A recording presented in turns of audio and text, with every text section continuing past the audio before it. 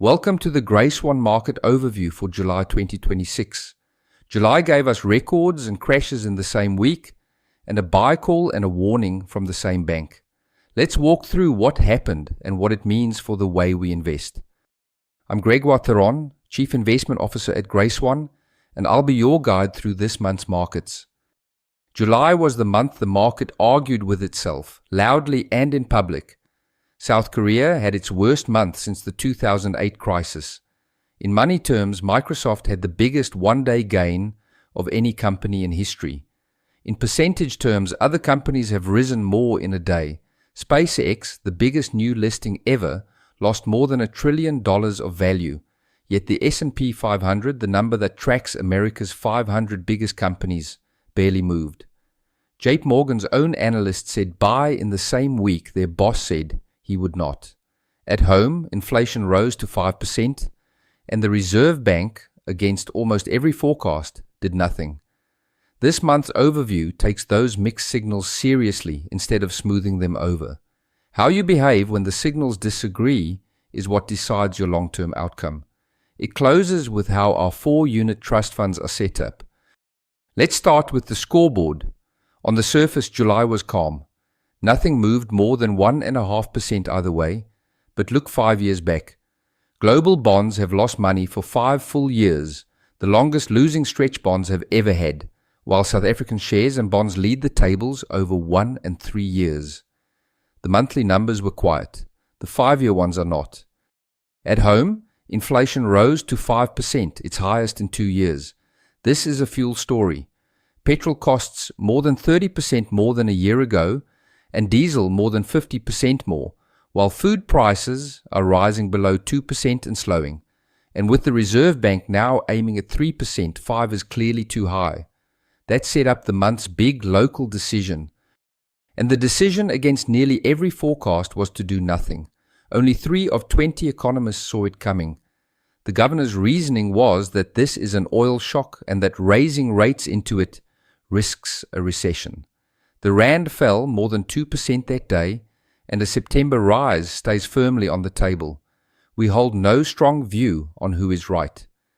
Meanwhile, our South African bonds pay about 3.5% more than inflation, so we are paid to wait while that argument settles. Under the soft local index, something healthy is happening. Last year, the market soared while only 1 share in 5 kept up. A few giants carried everything. This year, the giants are falling back, and 2/3 of shares are beating the index. Banks lead the way, with 3 of them worth more than 500 billion rand for the first time, backed by 2 credit rating upgrades in a year. And South African shares stay cheap. For every 1 rand of value a company owns, you pay about 2.20 rand. For the world's companies, you pay nearly 4 rand. Overseas, the AI boom faced its first real test. Alphabet said it would spend even more while already spending more cash than its business brings in, and the chip makers had their worst month since 2002. Then Microsoft answered with proof that customers are paying and gained $450 billion of value in a single day. That is the biggest gain any company has ever recorded in money terms, though not the biggest in percentage terms. The market has stopped buying the AI story as one block. It is pricing each company on its own results. SpaceX told the same story in 1 share price. Listed in June in the biggest offering in history, it touched $225, then halved, wiping out more than $1 trillion, the fastest loss of listed wealth ever. Its first results in early August beat sales forecasts, but heavy spending on AI knocked the shares again. The lesson is an old one. A great company and a great investment are 2 different questions, and the difference is the price. The month's most dramatic event happened in Seoul. Korea's market fell 22%, its worst month since 2008, and not because of its economy. News of China's chip-making breakthrough hit Samsung and SK Hynix, and a new crop of debt-fueled funds turned the fall into wave after wave of forced selling. On the last day of the month, the market rose almost 18%, its best day ever. That is what borrowed money does. Our unit trust funds work the opposite way. We buy options, which can never demand more money than they cost, and our futures sit on cash, So a falling market cannot force us to sell at the worst moment. And the same chip news that broke Seoul lifted Hong Kong. China's market rallied while its price tag barely moved, because China no longer trades on cheapness. At $10 of price for every $1 of yearly profit, it costs the same as its neighbors. It trades on politics, money rules, and the technology contest. We own it inside broad emerging market funds, size small enough that we can afford to wait. In bonds, the long winter is not over.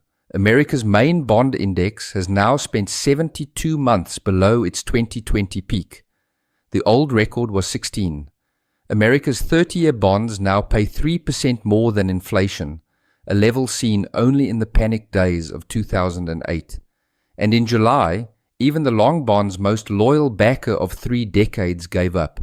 We hold bonds for what they pay, and most of ours are South African, where the 10-year pays about 8.5%. And then there is oil, which squeezed the whole war into 1 month. From $78 through $100 as the ceasefire collapsed, and back to the mid-80s as the strikes paused. Oil for delivery next year kept getting cheaper, even during the spike. The world simply has plenty of oil coming. For South Africans, what matters is the path from the petrol price into inflation and interest rates. The rand, meanwhile, is trading close to its fair price, something it has rarely managed in 50 years. At around 16.26 to the dollar, it sits about 15% from fair. That may not sound close, but for the rand it is. The gap was 87% in the 80s and 63% in 2001. From here, investing overseas is about reaching what South Africa does not offer, not escaping the rand.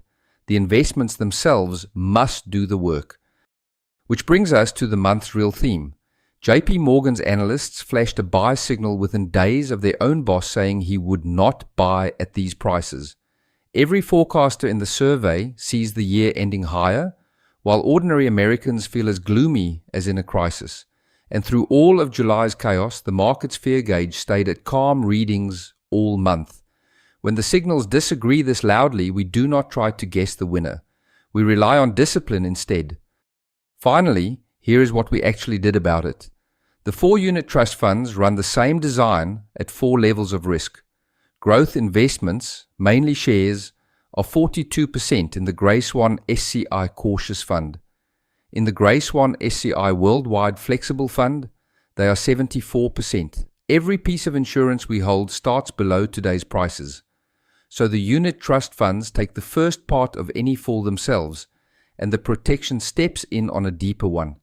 It will not remove every loss, and it covers part of the unit trust funds, not all of them. Expect to feel a down market, not to be spared it. Meanwhile, our futures keep the unit trust funds fully invested, while the cash behind them earns 7%. We cannot time these markets, and we do not try. We stay invested, and we stay insured. That's the GraySwan market overview for July. In a month of mixed signals, our job was not to pick the winning voice, but to hold a position that survives them all. Whatever August brings, you can sleep well at night.